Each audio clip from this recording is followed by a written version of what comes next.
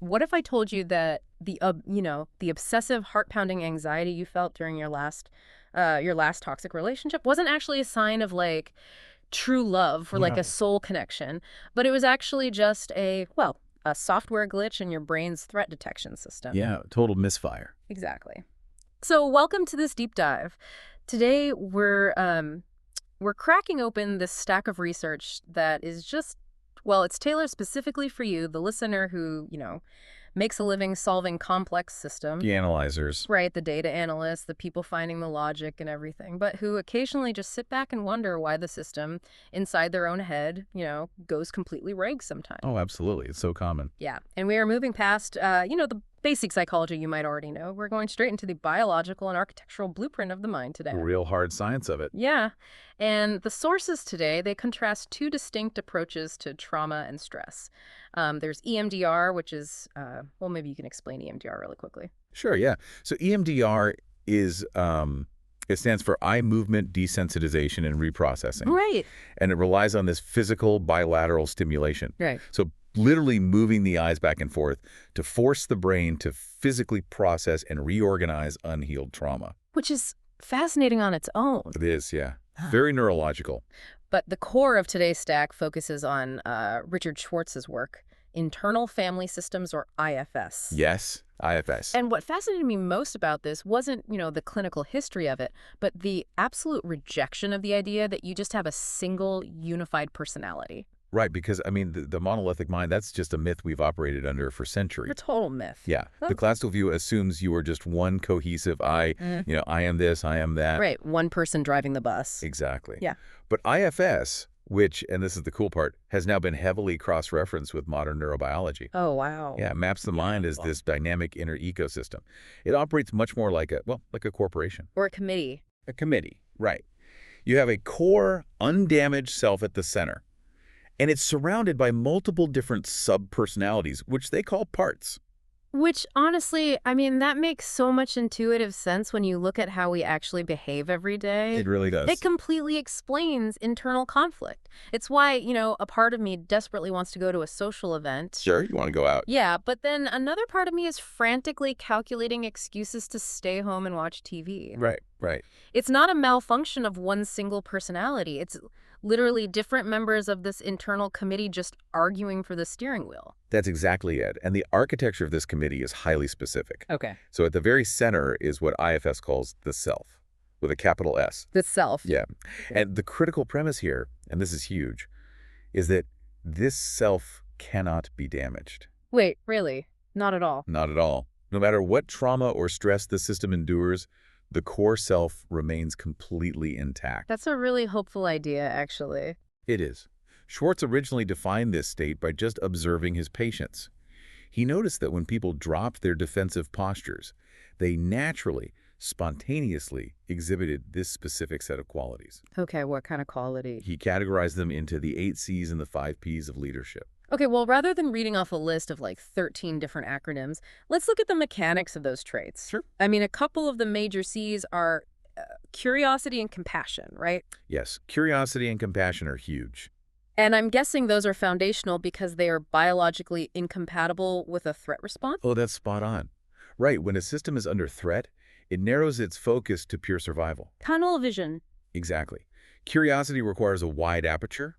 It requires the cognitive safety to just explore without an immediate agenda. Right. You can't be curious if a lion is chasing you. You just run. Yeah. So when you operate from the self, you aren't trying to force an outcome. Right. And you also naturally exhibit the 5 P's, which are qualities like presence, patience, perspective. So the self is basically the natural CEO of the ecosystem. Exactly, the CEO. It doesn't judge the other parts of the mind. It has the capacity to just witness them and heal them. But the CEO clearly isn't always in the boardroom. Oh, definitely not. Because surrounding that core self, our sources detail 3 distinct types of parts that constantly, hijack the operations. Yeah, they really do. So the first group is called the exiles. Right, the exiles. Ah. And they carry the systemic weight of your whole history. Heavy stuff. Yeah, these are the fragments of our psyche that hold on to deep pain. And we often associate this with severe childhood trauma. Like abuse or neglect. Right. But it also includes profound shame or feelings of abandonment or, honestly, just the fundamental belief that we are unworthy. Right, the really deep-seated insecurities. Exactly. And the emotional charge of an exile is so intense and just so destabilizing that the rest of the psychological system essentially locks them in the basement. Yeah, they're exiled because their suffering would overwhelm the daily functioning of the whole organism. You wouldn't be able to go to work. Right, you'd be paralyzed. Exactly. But if you have something locked in the basement, you need someone guarding the door. You do. Which brings in the second category from the research, which are the managers. The managers, yes. Mm-hmm. They are a type of protector part, and their entire operational mandate is proactive. Proactive, meaning they are planning ahead. Right. They run the day-to-day logistics of your life with one singular goal: To keep the basement door shut. to ensure the exiles never get triggered. The managers are just terrified that if the system experiences a similar rejection, or a failure, the exile's pain will just flood the consciousness and destroy everything. So they try to control the external environment to prevent internal pain. That's exactly it. I imagine this shows up as extreme perfectionism for a lot of people. Right, levelly. Like the manager thinks, if I optimize my morning routine and if I overanalyze every single email before I send it. Read it 5 times. Right. And if I people please everyone in my orbit, then no one can criticize me. And if no one criticizes you, the exile stays asleep. Wow. So the manager is like this hyper-vigilant engineer. It really is. It uses intellectualization, rigid planning, harsh self-criticism as defense mechanisms. Self-criticism as a defense. That's so backwards, but it makes sense. Right. The logic is that if the manager criticizes you first, the outside world can't hurt you. They beat everyone to the punch. Exactly. Oh. It's a highly effective survival strategy, but it requires an immense, just exhausting amount of cognitive computing power. I mean, running that constantly, it's a fragile system. Oh, incredibly fragile. Because the manager's trying to control an uncontrollable world. You can't control everything. You really can't. So what happens when the manager fails? Like someone blindsides you with a harsh critique at work, or you experience a sudden loss and that exile pain starts, leaking through the floorboards. Right. Well, when the proactive defenses collapse, the third category of parts rushes in. The firefighters. The firefighters. They're also protectors, but unlike managers, they are entirely reactive. They don't plan. No planning. They are the crisis response team. Hmm. When the exile's pain breaches containment, the firefighters, they do not care about long-term collateral damage. You just want the fire out. Their singular objective is to numb, distract from, or extinguish the pain immediately at all costs. So my firefighter is the part of me that decides 2:00 a.m. on a Tuesday is the absolute perfect time to eat an entire sleeve of Oreos Oh, yeah. while, doom scrolling Wikipedia articles about 19th century maritime disasters. Right, just pure distraction, binge eating, compulsive scrolling. Those are textbook firefighter behaviors. But it gets worse than Oreos, I assume. Oh, yeah, it scales up to much more extreme actions. Sudden explosive rage, Oh, wow. substance abuse, impulsive spending, or even psychological dissociation. The firefighter's reasoning is absolute. The house is burning down with this pain. Let's just flood the entire structure. Let's flood it. Wow. Let's make this architecture even more concrete because as you were describing this, it sounds exactly like the mechanics of a nuclear power plant. I love that analogy, yeah. Right. So the exiles are the volatile radioactive core at the center. Yes. They have massive energy, but it's currently burning as this dangerous pain. And the managers are the highly stressed engineers in the control room. Right. They're running diagnostics, tweaking cooling dials, Calculating probability. doing everything possible to ensure a meltdown never occurs. Exactly. And if we push that analogy to its conclusion, the firefighters are the automated emergency suppression system. The sprinklers. But like heavy-duty sprinklers. Yeah. When the manager engineers fail and the core temperature spikes, the firefighters just smash the glass and dump thousands of gallons of water into the reactor. Just ruin the equipment. They completely destroy the machinery, they cause catastrophic property damage, but they stop the immediate explosion. So both the managers and the firefighters are desperately trying to save the system, but their methods are either perpetually exhausting or actively destructive. So if my mind is this nuclear plant, the most pressing question is, who is actually sitting at the main console at any given second? Right. Because I don't wake up every day feeling like the calm, compassionate CEO. Most of us don't. Right. Often I wake up feeling like the panicked engineer. Yeah, so this introduces the concept of the mind's driver's seat. And this mechanism they call blending. Blending. Right. Okay. So when a potential threat is detected, say, I don't know, an ambiguous text from a boss. Oh, the worst. Can we talk later? Yes, Yeah. exactly. A part jumps into the driver's seat. And when that happens, your consciousness becomes blended with that part. So you become it. Yes, it uses your eyes to perceive the threat and your neural pathways to formulate a response. It's not just a passing thought then. The subjective experience is total immersion. Like, instead of observing, oh, I feel a spike of anxiety, the blended mind just concludes, I am anxious, the entire world is collapsing, I must fix this immediately. Yes, the part completely hijacks the subjective eye.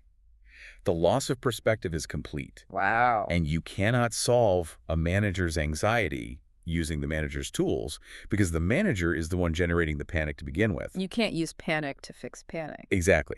So the clinical goal is to get that part out of the driver's seat and return the core self to the controls.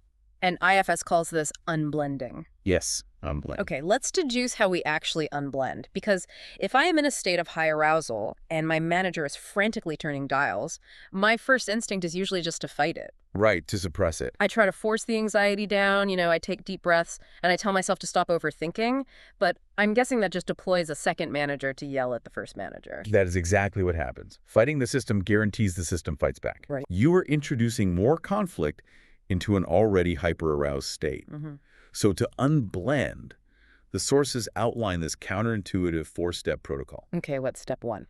The first step targets how we frame our internal state.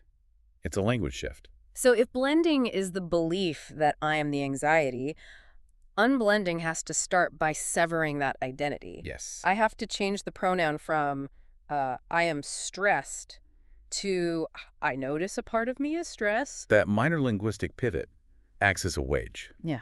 It creates this psychological boundary between your observing consciousness and the running program of the manager. Just changing the words gives you distance. Exactly. And once you create that space, the second step requires you to anchor that abstract concept into physical reality. Locating it in the body. Yes. Because managers live in the abstract, right? The swirling, analytical thought. Always in the head.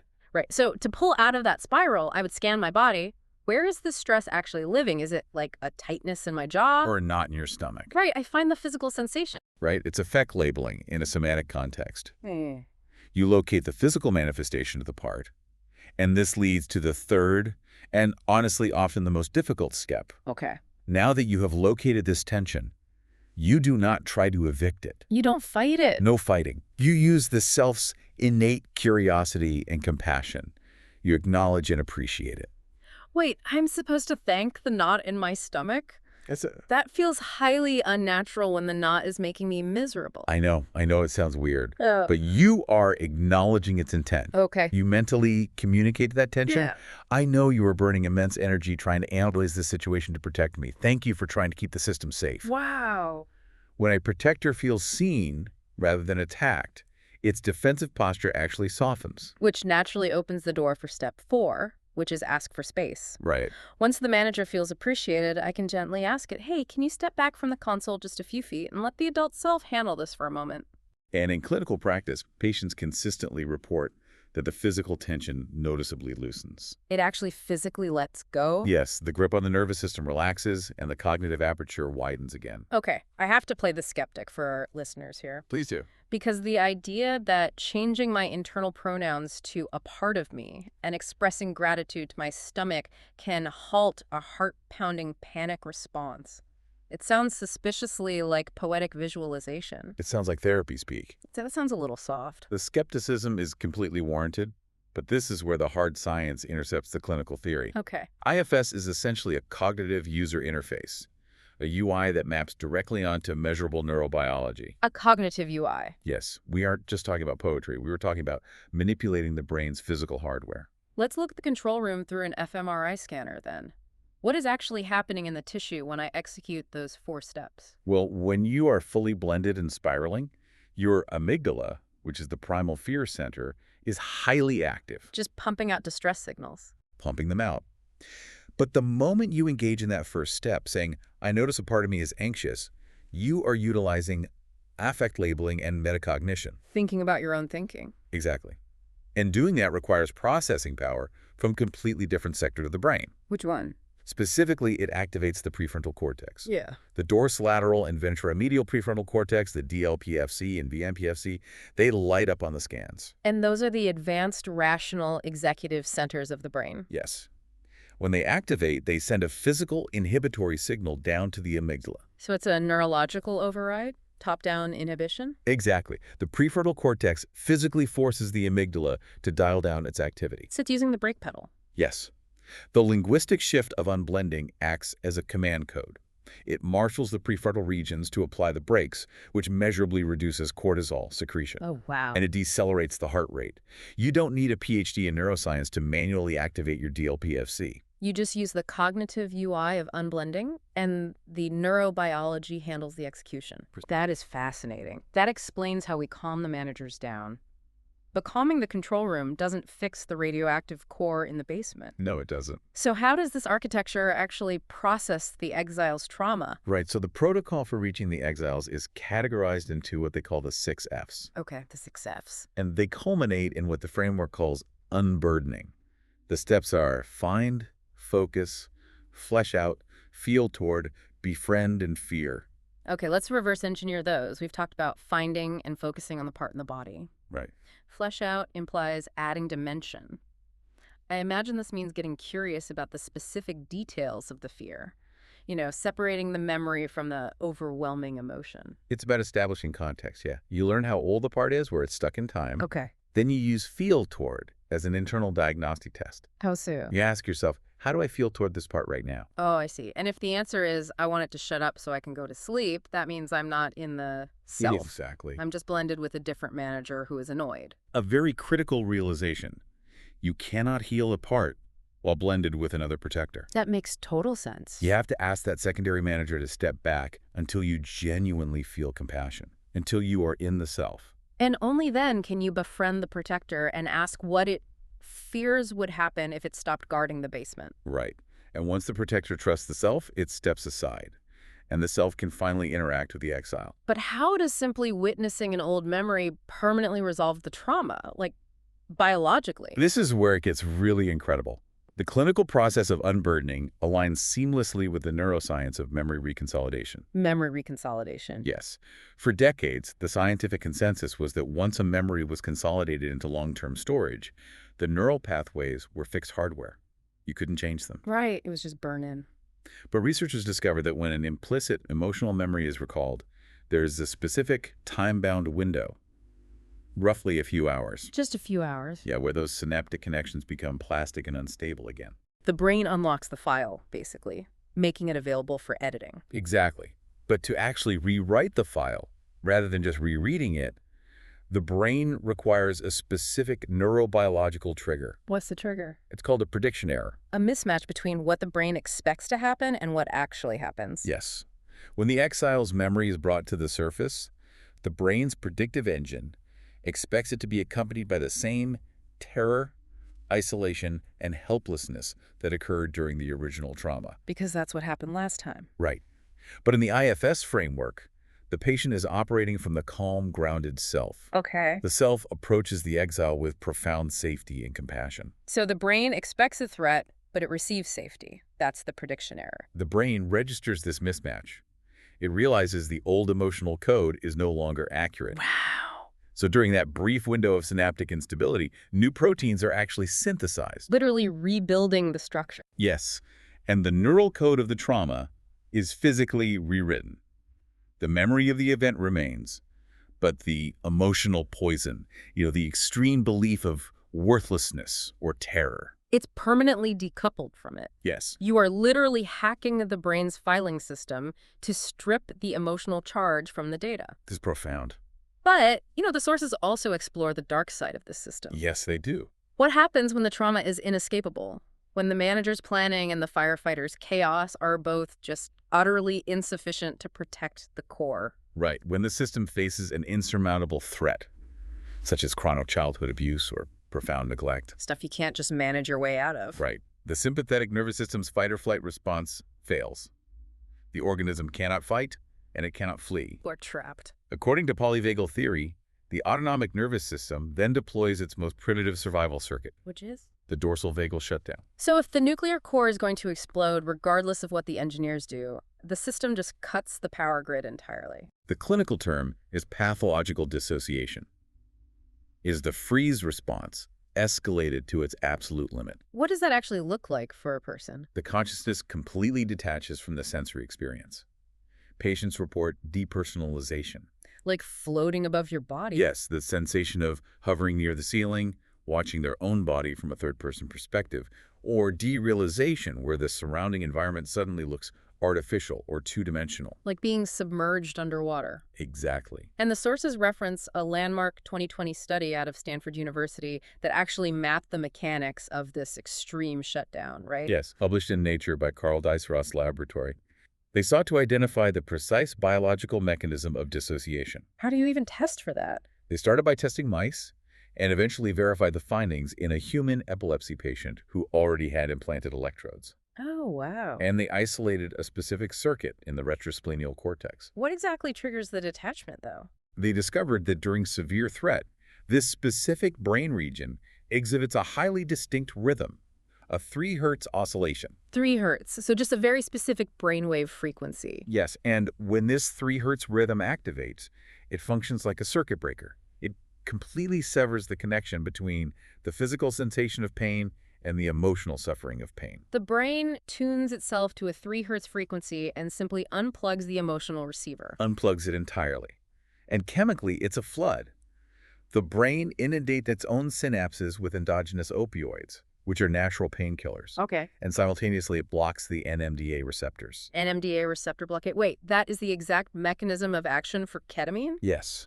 The brain literally synthesizes its own anesthetic drip. God, it's insane. It chemically forces the consciousness to mentally escape when physical escape is an impossibility. This triggers a major realization, I think, for the listener who's analyzing their own history right now. Oh, for sure. If someone is listening to this and thinking, I've dealt with intense stress, but I've never once experienced that kind of out-of-body 3 hertz dissociation, it's tempting to think their stress wasn't that severe. Right, they minimize it. But it actually means something entirely different about their internal ecosystem, doesn't it? It really does. If you have never dropped into dorsal vagal shutdown, it means your managers are relentlessly effective. They never gave up. Right. Your sympathetic nervous system, your capacity to overanalyze, to intellectualize, to constantly scan for threats and optimize solutions, it is fought on the front lines so aggressively that your brain never registered a state of total, inescapable helplessness. So the manager is running the control room so intensely, burning so much fuel to calculate every possible variable, that the brain never has to pull the emergency freeze cord. Exactly. Your primary defense mechanism is cognitive mobilization, not sensory detachment. You avoid the freeze, but the cost is living in a perpetual state of high arousal mobilization. Right. Your baseline is just exhaustion. Pure exhaustion, yes. But if the manager is essentially this human supercomputer designed to predict threats and control variables, what happens when it encounters a system that defies math? Which is almost everything in real life. Right. What happens when it encounters human behavior? This is where IFS collides with the neuroscience of predictive processing. Okay, let's get into this. The fundamental operating principle of the human brain is that it is an inference machine. Its primary biological directive is to minimize surprise. Because in our evolutionary history, a surprise usually meant a predator. Uncertainty is mathematically dangerous. Right. To a manager part, uncertainty is the equivalent of a loss of control.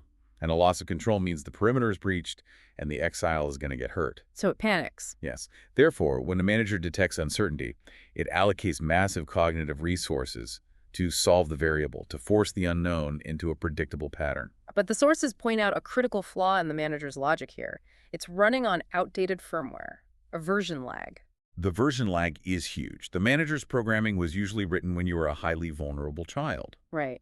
The manager still operates under the assumption that the self is that fragile kid who will literally face annihilation if they are abandoned or rejected. It hasn't updated its software. No, it has not updated to recognize that the adult self has accumulated resilience, financial independence, and just the emotional capacity to survive a bad interaction.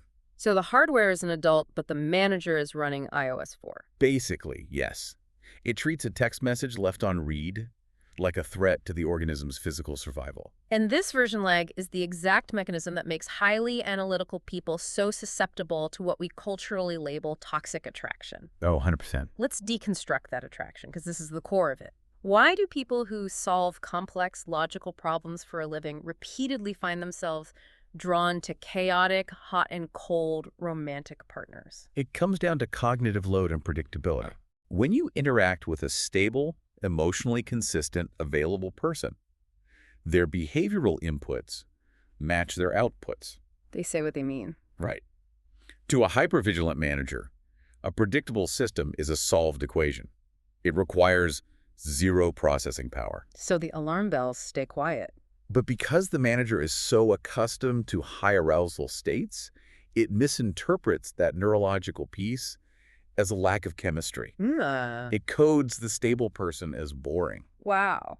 The Skinner box experiment perfectly illustrates this. Yes, it really does. Like, a stable partner is a vending machine. You put a coin in, you press the button, you get a soda.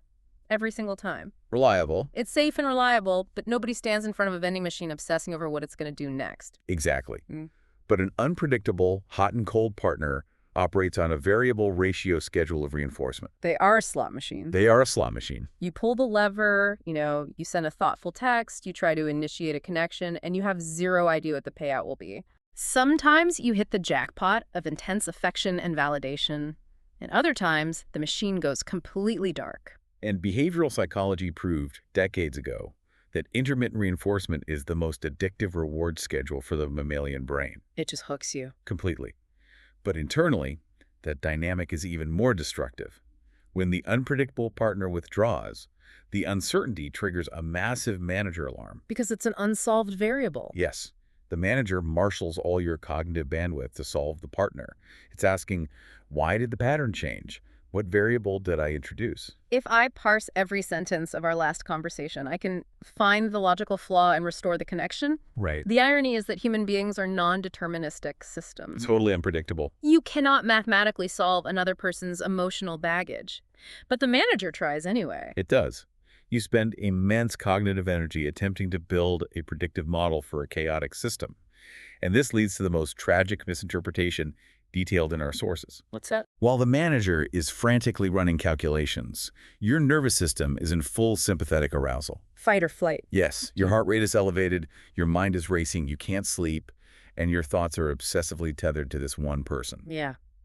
Furthermore, when the slot machine finally pays out, when they text back, you receive a massive dopamine spike. Relief. Huge relief. And the predictive brain, which is, always trying to make sense of our physical sensations, looks at this exhausting, high-arousal roller coaster and weaves a narrative to justify it. It has to justify it. We mistake the panic of a triggered manager and the dopamine swings of an addiction cycle for destiny. We think, I am so obsessed with them, this must be true love. It is the ultimate misattribution of arousal. You are mistaking the physiological distress of a threat response for romantic passion. That's exactly what it is. Deep down, when the partner withdraws, it triggers the exile's original wound of abandonment. The basement door rattles. Yes.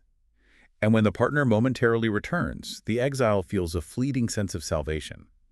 That swing from terror to relief cements a trauma bond that feels profoundly intense, but is entirely rooted in pain. So if the heart-pounding obsession is just a software glitch, what is the baseline for a true self-led connection? A connection led by the core self feels remarkably unremarkable to a nervous system accustomed to chaos. Unremarkable. Yes. It feels calm.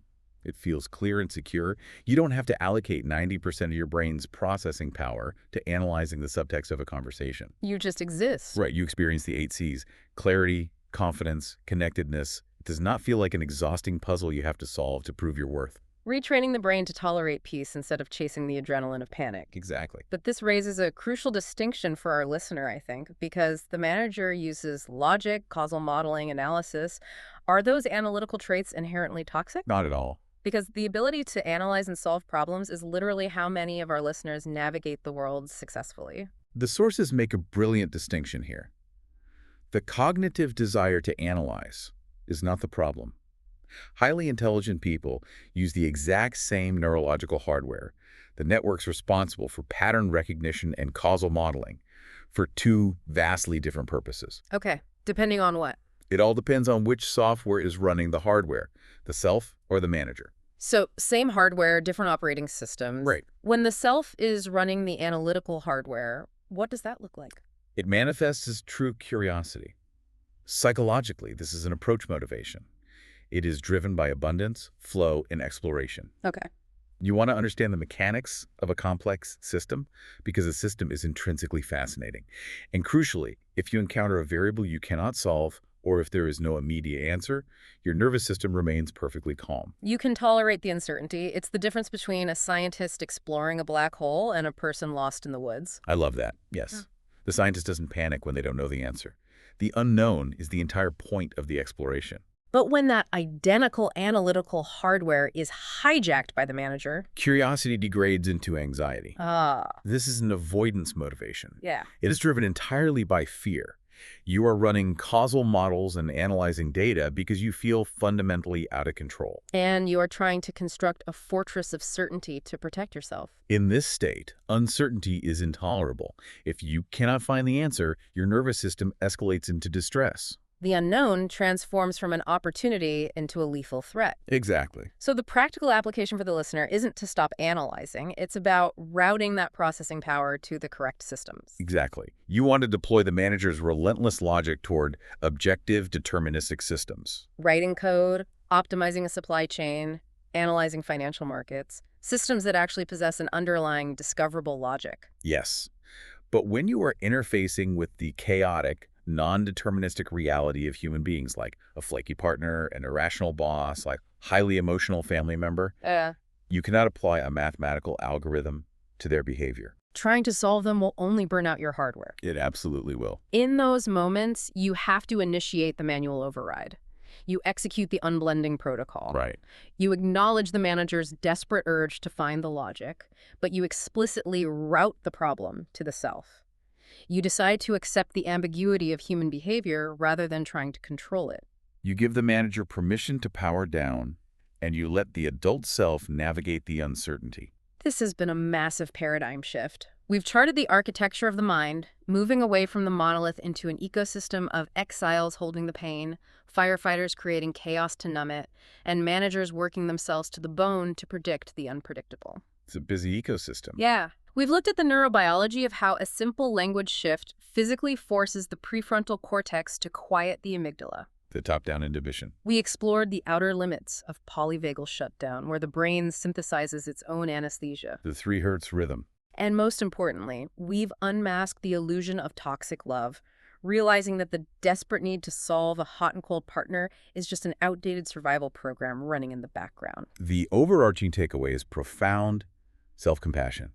Your anxiety, your overanalysis, your destructive habits, they are not evidence of a broken mind. Right. They are the desperate strategies of internal protectors working tirelessly to keep you safe, using the only tools they were given. So, your mission for the week. The next time you feel a spike of anxiety or you catch yourself burning cognitive fuel obsessing over an unpredictable variable, run the unblending UI. Try it out. Take a breath, shift the language, and say, I notice a part of me desperately wants to control this. Locate it in your body, thank it for its service, and see if the physical grip loosens just enough for yourself to take the wheel. It requires practice to rewrite those neural pathways, but the capacity for that calm, curious leadership is already built into your system. It is entirely within your control. But before we sign off, I want to leave you with one final provocative thread to pull on. We have spent this deep dive microscopically focused on our individual internal ecosystems, the managers and firefighters inside our own skulls. But zoom out. Zoom way out. Look at the macro structure of the world right now. Look at our hyperpolarized political discourse. Look at the algorithms driving our social media. Right. Look at the relentless metric-driven optimization of our corporate cultures. Are we currently living in a society that is entirely dictated by collective managers, desperately trying to over-control every variable out of a deep, unacknowledged systemic fear? Oh, wow. And our entertainment, consumption, and outreach cycles just collective firefighters numbing the cultural pain? What would a society actually look like if it were led by the curiosity, compassion, and clarity of the self rather than the panic of the protectors? It's a staggering thought experiment. The architecture of our society is inevitably a reflection of the architecture of our minds. Which means the only way to upgrade the culture is to start by unblending ourselves. Thank you for joining us on this deep dive into the blueprint of the mind. Keep observing your parts, keep cultivating yourself, and we will catch you on the next deep dive.